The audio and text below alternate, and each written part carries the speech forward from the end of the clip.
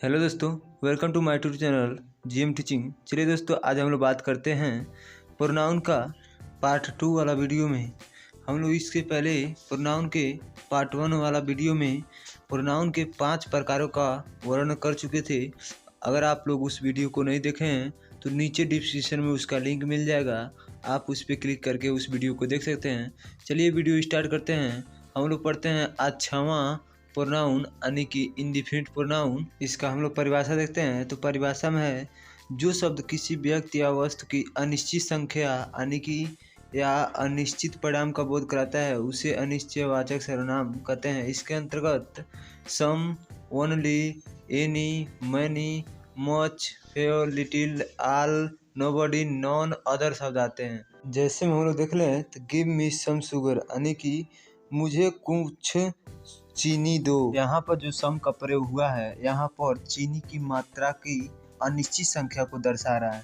इसी प्रकार हम लोग देख लेते हैं दूसरा है many of the student do not like football यानी कि बहुत से बच्चों को फुटबॉल पसंद नहीं है। यानी कि यहाँ पर जो मेनी का प्रयोग हो रहा है, यहाँ पर बहुत से यानी कि बिना संख्या यानी कि जिसकी गिनती नहीं की जा सकती, अनिश्चित संख्या का बोध करा रहा है। इस प्रकार यह हमारा 6 यानी कि 6वां इंडिफिनिट प्रोनाउन कंप्लीट होता है। और हम लोग देखते हैं 7वां है हम लोग का रिफ्लेक्सिव प्रोनाउन यानी कि निजवाचक सर्वनाम। इसका परिभाषा हम लोग देख लेते हैं।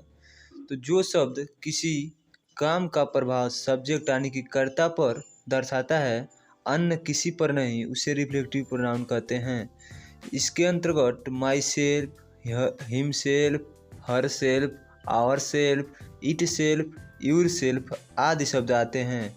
अगर हम लोग जैसे में देखें तो I have completed it my self, इसका मतलब होगा कि मैंने इसे स्वयं पूरा किया है। यानी कि जो मैं यहाँ पर आई सब्जेक्ट है, उसी पर शब्द दबाव जा रहा है कि मैंने ही अपना काम स्वयं पूरा किया है। इसी प्रकार हम लोग दूसरा देख लेते हैं।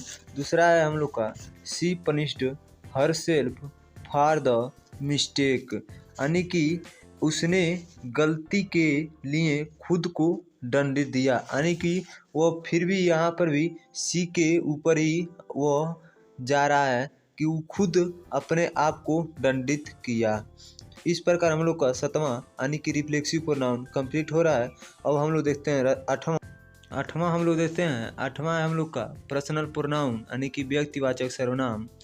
इसका परिभाषा हम लोग देख लें तो इसका परिभाषा है, जिस प्रोनाउन से किसी व्यक्ति या वस्तु का बोध होता है उसे पर्सनल प्रोनाउन कहते हैं। इसके अंतर्गत I, we, you, he, she, it, they, etc शब्द आते हैं। जैसे में हम लोग देखें तो आई एम बॉय यानी कि मैं एक लड़का हूँ। यहाँ पर जो आई शब्द का प्रयोग हुआ है, एक व्यक्ति यानी कि बॉय की का बोध करा रहा है, यानी कि यहाँ पर वह आई पर्सनल प्रोनाउन होगा। इसी प्रकार हम लोग देख लेते हैं दूसरा है सी इज अ गर्ल यानी कि वह एक लड़की है। जो यहाँ पर सी शब्द का प्रयोग हुआ है, वह एक लड़की यानी कि वो भी व्यक्ति का बोध करा रहा है। इस प्रकार हम लोग का पर्सनल प्रोनाउन कंप्लीट हुआ 8वां। अब हम लोग देख लेते हैं पर्सनल प्रोनाउन से निम्नलिखित 3 पर्सन का बोध होता है। यानी कि यहाँ पर पर्सनल प्रोनाउन है, इससे 3 पर्सन का यानी कि 3 व्यक्तियों का बोध होता है। जिसमें पहला है फर्स्ट पर्सन यानी कि जो बात कहने वाला होता है, जो व्यक्ति बात कहने वाला होता है उसे फर्स्ट पर्सन कहते हैं। जैसे अगर बात करें तो हम हो सकते हैं और मैं हो सकता है, यानी कि अगर बात करें तो हम ही किसी से कह सकते हैं, यानी कि बात कहने वाले हम हुए। और दूसरा है सेकंड पर्सन यानी कि बात सुनने वाला, तो यानी कि कोई सुनेगा तो वह हो गया यू यानी कि तुम। अब देखते हैं थर्ड पर्सन यानी कि तीसरा, जिसके बारे में बात कही जाए, यानी कि किसी के बारे में बात कही जाए उसको हम लोग कहते हैं थर्ड पर्सन। जैसे में ही, सी, इट, दे, इटीसी, यानी कि हम लोग बात करें तो किसी के बारे में कहेंगे तो कहेंगे वह एक अच्छा लड़का है। यहाँ पर जो वह शब्द का प्रयोग हुआ है, यही हम लोग का ही यानी कि यह ही पर्सनल प्रोनाउन का थर्ड पर्सन हुआ। अब यह 8वां पर्सनल प्रोनाउन कंप्लीट हुआ। अब हम लोग देखते हैं 9वां 9वां है हम लोग का इम्फेटिक प्रोनाउन यानी कि दृढ़ता सूचक सर्वनाम। इसका परिभाषा हम लोग देख लें तो जिस शब्द का प्रयोग जोर डालने के लिए किया जाता है उसे दृढ़ता सूचक सर्वनाम कहते हैं। इसके अंतर्गत myself, herself, ourselves, yourself, themselves आदि शब्द आते हैं। जैसे हम लोग देख लें तो Rahul himself solve the paper यानी कि बात कह रहा है कि राहुल खुद हल करता है पेपर, यानी कि राहुल अपना पेपर खुद हल करता है। इसका मतलब हुआ कि यहाँ पर जो हिमसेल्फ का प्रयोग हुआ है इसको इस पेपर पर जोर डालने का प्रयोग किया जा रहा है।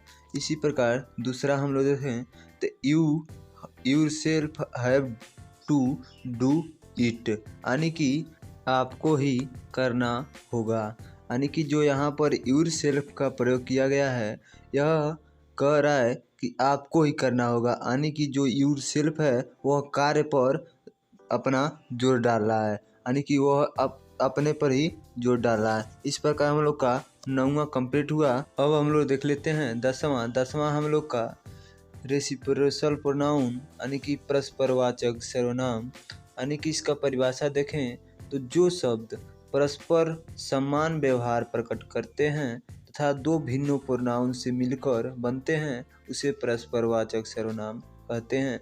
इसके अंतर्गत ईच, अदर, ऑन अदर शब्द आते हैं, यानी कि जहाँ जैसे हम लोग देखें तो यहाँ पर both of them tease each other, यानी कि इसका हिंदी होगा दोनों एक दूसरे को चढ़ाते हैं, यानी कि यहाँ पर जो हो रहा दो कोई व्यक्ति हो और एक दूसरे को किसी पेड़ पे या कहीं भी चढ़ा रहा हो तो दोनों को समान व्यवहार प्रकट करते हैं, यानी कि दोनों का समान व्यवहार प्रकट हो रहा है। इस प्रकार पहला हम लोग का कंप्लीट। दूसरा देख लेते हैं दे सपोर्ट वन अदर, यानी कि वे एक दूसरे का समर्थन करते हैं, यानी कि कोई भी काम हो तो एक दूसरे पे मिलजुल के करते हैं। इस प्रकार हम लोग का 10 सर्वनाम कंप्लीट हुआ।